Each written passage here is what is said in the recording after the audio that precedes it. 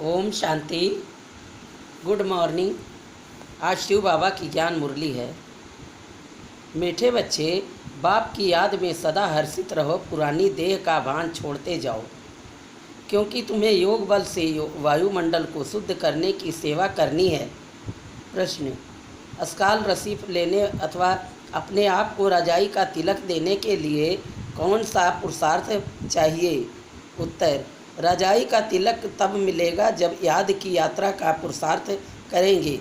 आपस में भाई भाई समझने का अभ्यास करो तो नाम रूप का भान निकल जाए। फालतू बातें कभी भी ना सुनो।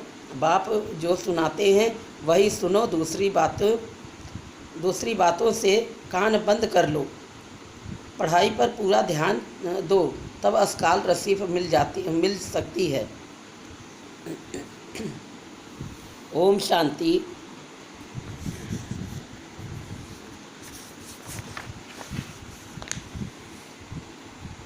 बच्चे जानते हैं हम श्रीमत पर अपने लिए राजधानी स्थापन कर रहे हैं।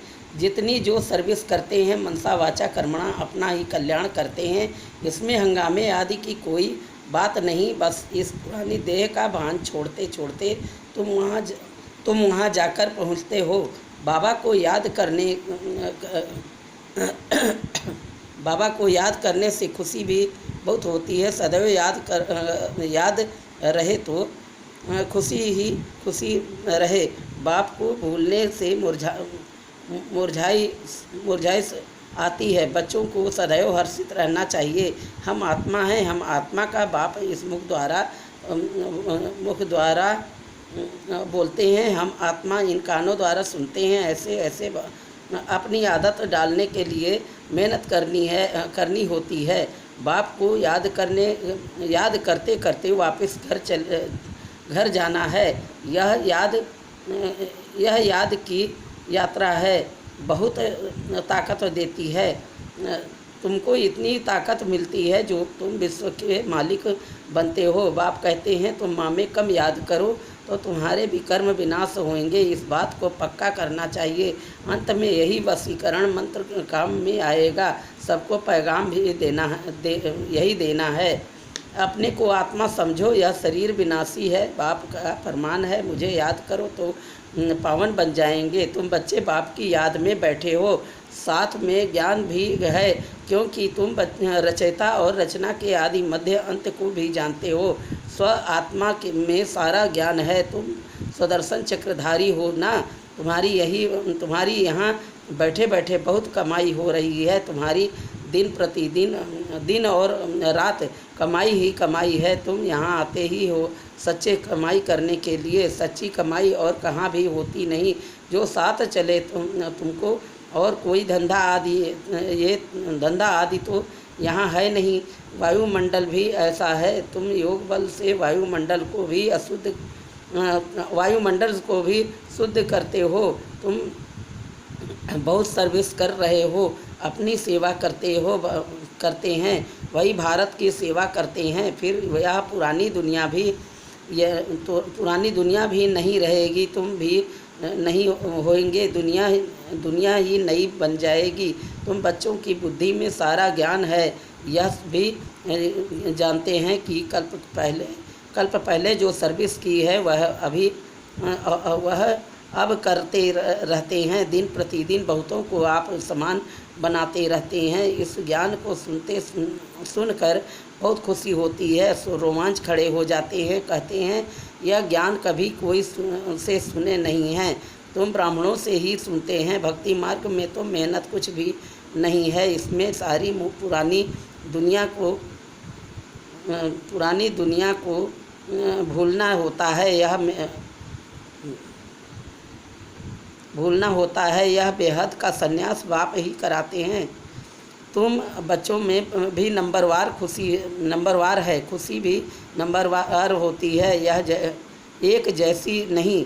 ज्ञान योग भी एक जैसा नहीं। और सभी मनुष्य तो देहधारियों के पास जाते हैं। यहाँ तुम उनके पास आते हो जिसको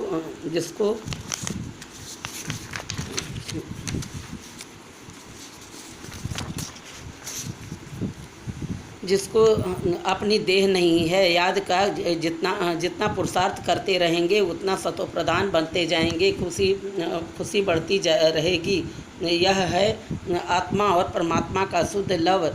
वह है भी निराकार। तुम्हारी जितनी कट उतरती जाएगी उतनी कशिश होगी। अपनी डिग्री तुम देख सकते हो।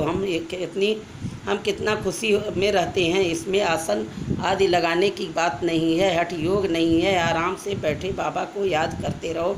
लेटे हुए भी याद कर सकते हो। बेहद का बाप कहते हैं मुझे याद करो तो तुम सतो प्रधान बन जाएंगे और पाप कट जाएंगे। बेहद का बाप जो तुम्हारी टीचर भी है, सतगुरु भी है, उनका बहुत प्यार से याद करना चाहिए। इसमें ही माया विघ्न डालती है। देखना है हमने बाप की याद में रह हर्षित होकर खाना खाया, आशिक मासूक मिला तो ज़रूर खुशी होगी ना। याद में रहने से तुम्हारा बहुत जमा होता जाएगा। मंजिल बहुत बड़ी है। तुम क्या बनते हो।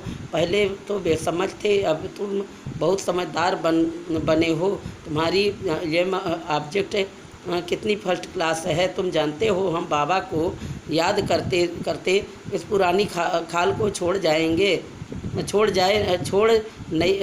जाए नहीं लेंगे। कर्मातीत अवस्था होने से फिर खाल छोड़ देंगे। नज़दीक आने से घर की याद आती है ना। बाबा की नॉलेज बड़ी मीठी है। बच्चों को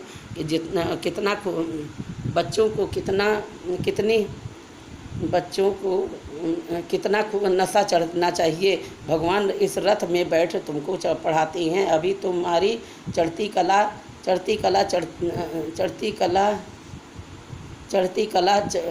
कला तेरे भाने सर्व को भला। तुम कोई नई बातें नहीं सुनते हो। जानते हो अनेक बार हमने सुनी है, वही फिर से सुन रहे हैं। सुनने से अंदर में गदगद होते रहते हैं। तुम हो अनमोल वॉरियर्स और अननोन वॉरियर्स और वेरी वेल नोन।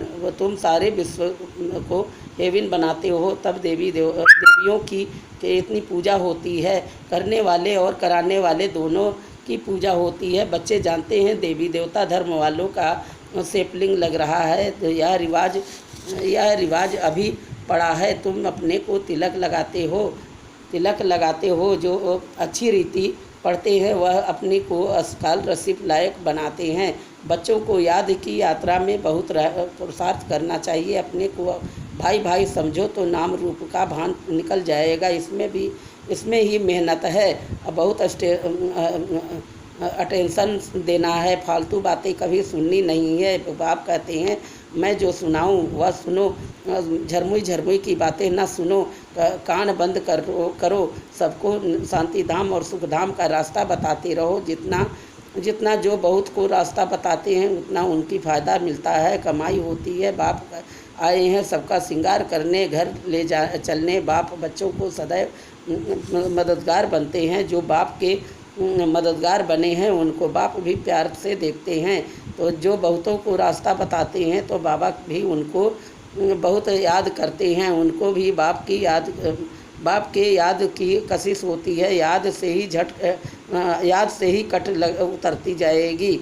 बाप को याद करना गोया घर को याद करना। सदैव बाबा करते रहो। यह है ब्राह्मणों की रूहानी यात्रा। सुप्रीम रूह को याद करते करते घर पहुंच जाएंगे। जितना देही अभिमानी बनने का पुरुषार्थ करेंगे तो कर्मेंद्रियां बस होती जाएगी। कर्मेंद्रियों को बस करने का एक ही उपाय याद का है।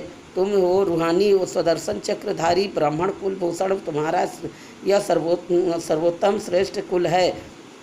ब्राह्मण कुल देवताओं के कुल से भी ऊंच है तुम्हारे, क्योंकि तुमको बाप पढ़ाते हैं। तुम बाप के बने हो। बाबा से विश्व की बादशाही का वर्षा लेने के लिए बाबा कहने से ही वर्षे की खुशबू आती है। शिव को हमेशा बाबा कहते हैं। ओम शांति। ओम शांति।